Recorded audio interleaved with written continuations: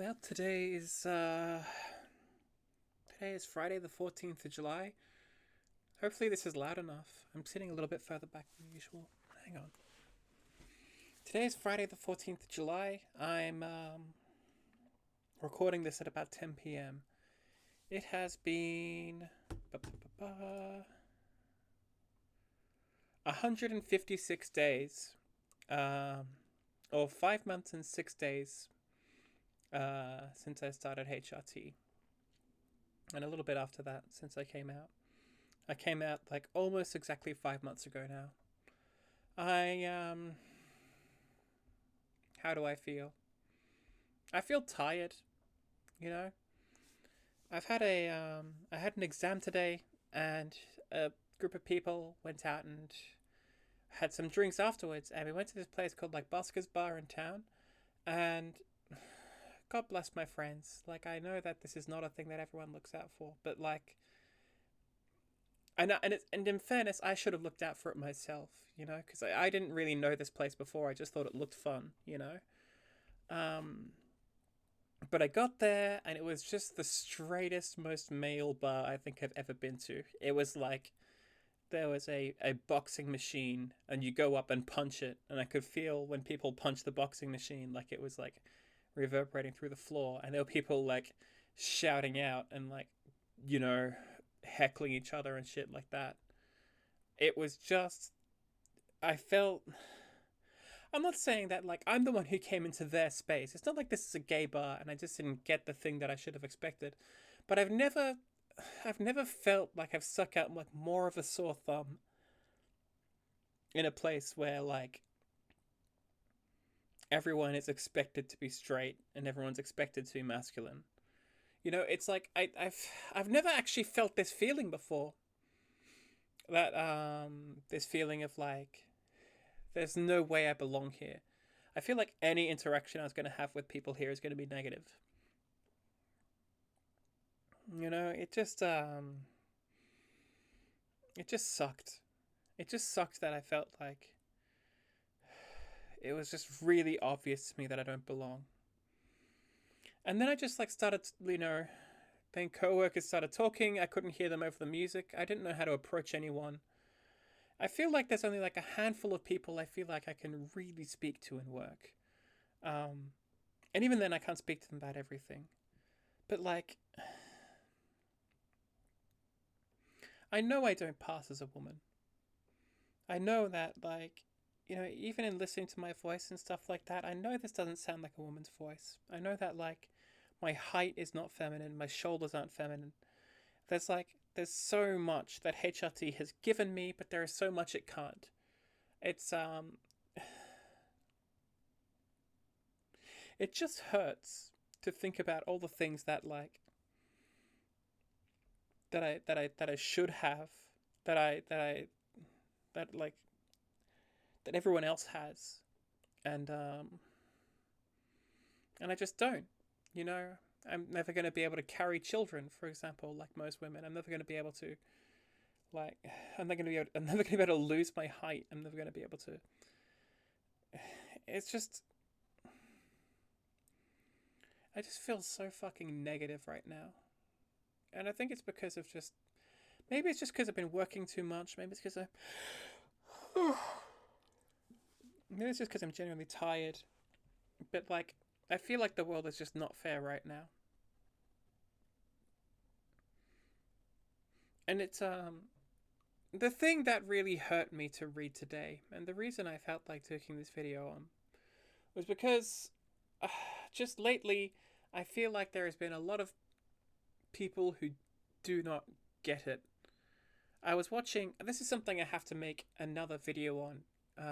But there's this guy called Ben Burgess who did like this video talking about Anna Kasparian, and it really, really upset me to watch because this guy, like, he just rambles and chats on for 20 minutes about himself, essentially, about his own opinions about trans people. This cis man is like talking about his own opinions about trans people. And then when this guy who has like non-binary kids who he loves very much, and he's talking about like how privileged he is that he's able to get them healthcare, and how scared he is for the kids that don't have healthcare.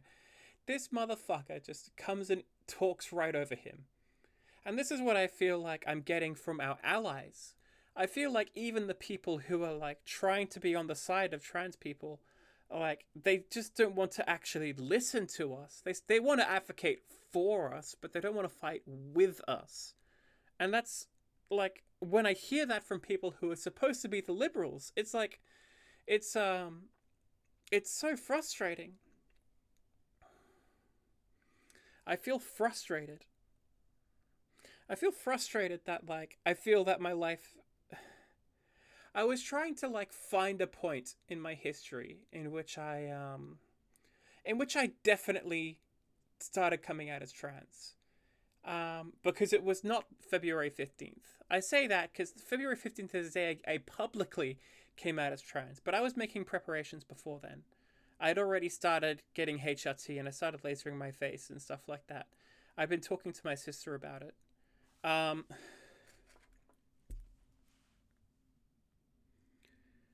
so, but at the same time, my memory is so hazy because I was so depressed at that time that, like, it's just like, it's like December started. I entered this kind of stupor of depression, and then next thing I know, I'm a fucking woman. I don't know how it happened. I actually don't know when I made the decision to come out. I don't know when I started coming out to people. It's almost like this. It's almost like it's not even a choice I made. I feel like it's a thing that happened to me. Um, but again, like it's clearly a thing I desperately needed because if I didn't do that, I would be dead right now, or I'd be dead soon. This my transness. It doesn't feel like a conscious decision that I'm doing. It feels like a force of nature. It feels like a thing that happened to me. And it's a thing that I'd rather didn't happen to me, honestly. I don't actually want to be trans. I didn't ask to be trans. It like, I just got dealt this set of cards and now I have to deal with it, you know? And, you know, I have a bill for like, from my psychologist for like another €500 because I need to get a medical diagnosis of dysphoria just to have gender affirming care because I've spent like in around €1,000 trying to get a medical diagnosis just so I can spend money just to get my body surgically altered so I can get rid of the things that are fucking driving me insane. And it's just medical abuse, in my opinion, that people have to like. Not only do I have to do this, that I have to take this extra step, but nobody's paying for it except for me. I'm on minimum wage. I can't afford this. My health insurance doesn't pay for it. It's all me. It's and I end the month with like no money. I end up borrowing money from people and I hate it. But at the same time, there's no other way forwards for me except this. You know, like I can't take the thought of having to live another year with my with my body parts. it's it's like, so I feel like I don't have any choice but to spend the money because this is what I need. And my insurance doesn't cover it. My fucking public healthcare won't cover it. God no. I'm on a waiting list for that, and I will be for another like 2.5 years. I'm lucky it's not 10 years. The fact that like the fact that being trans is so hard and so expensive, it's so emotionally confusing that this happened to me. Um, that I have to like reassess my whole identity and reassess my whole sense of self. It's already bad enough without having to deal with transphobia as well. Which is the other reason I have to fucking speak up. Because, oh my fucking Christ. I'm going to... Yeah.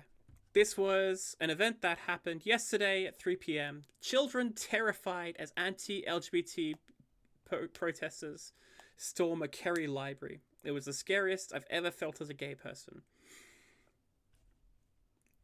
Children were left terrified and upset during a storytime session at Tralee Library This afternoon, when protesters shoved their way into a room and started shouting as the children listened to a drag story as part of Kingdom Pride Month.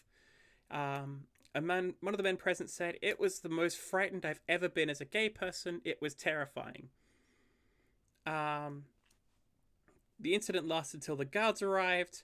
None of the people have been arrested, and inquiries are ongoing. Guys, this is really scary. This is really scary. People think I'm like a drag queen. I'm like, I don't do drag. I'm just like I'm a gay woman that I wear my own clothes. But these people don't fucking care about the distinction between a trans woman and a drag queen. They just view us all as fucking faggots, right? Like it's and I want to talk about like some of the things that were being said to the people here. Because obviously I've already heard about it from the trans community. Both of the people who were doing the story time were fully vetted. They have 40 years experience volunteering and working in drama education with children. At no point did they say anything inappropriate. At no point were the doors locked. There was no point where the children's guardians were not present. And in the last 24 hours, this is a drag king. This is a woman dressed as a man. This was not a drag queen.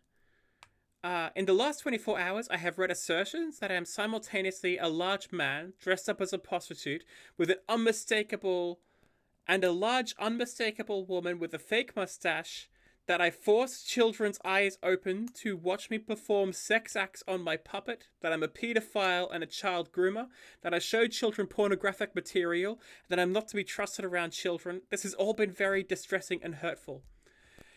No shit, it's distressing and hurtful. No shit that people would say that shit about someone just because they're fucking queer. And then people come and they think this is a debate. They think this is a debate and it's not just people being angry at us because we're gay. Like, there is no fucking debate to be had. This is just the reality that people fucking hate us.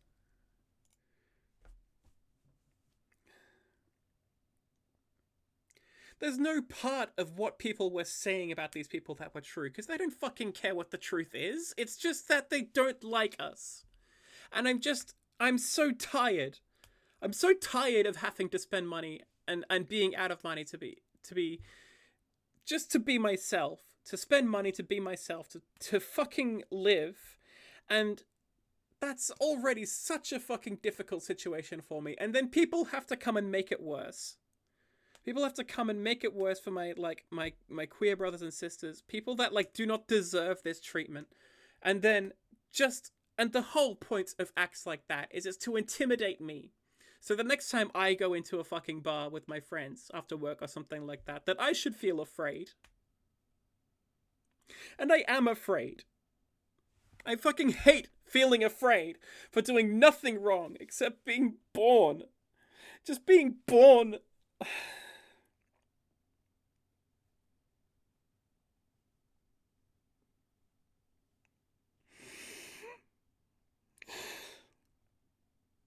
Like I said, I didn't want to be trans. I'm putting up with it because I have to be trans, because I can't be anything but me. I can't be anything else. There's no way for me except to keep going forward. But like, God is it scary.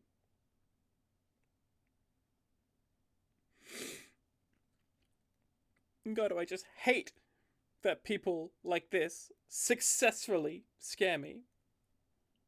And I hate feeling weak.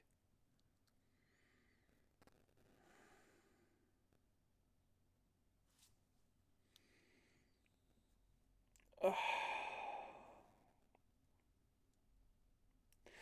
I wanted to come on and talk about something positive that happened. I wanted to come on and talk about like how I sent an email to my granddad back in Australia and I told him that I'm Jade now, and how he instantly accepted me, and how he started calling me Jade instantly, how he said he loved me, and he said that he was proud of me and he's a proud grandfather.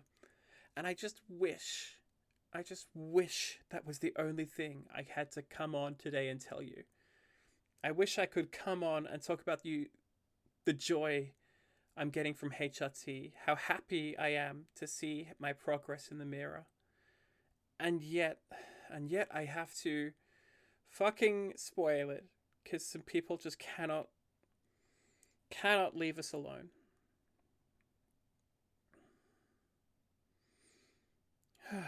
Well, that's that for a diary, I guess. That's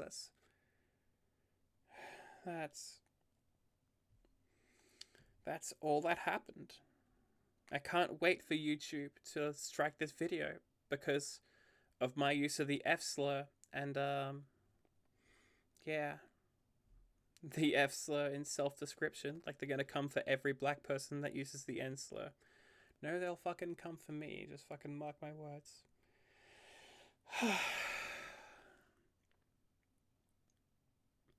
I feel exhausted today. I don't feel joyful or proud or anything like that. I just feel exhausted and I just want to be left alone. And that's that.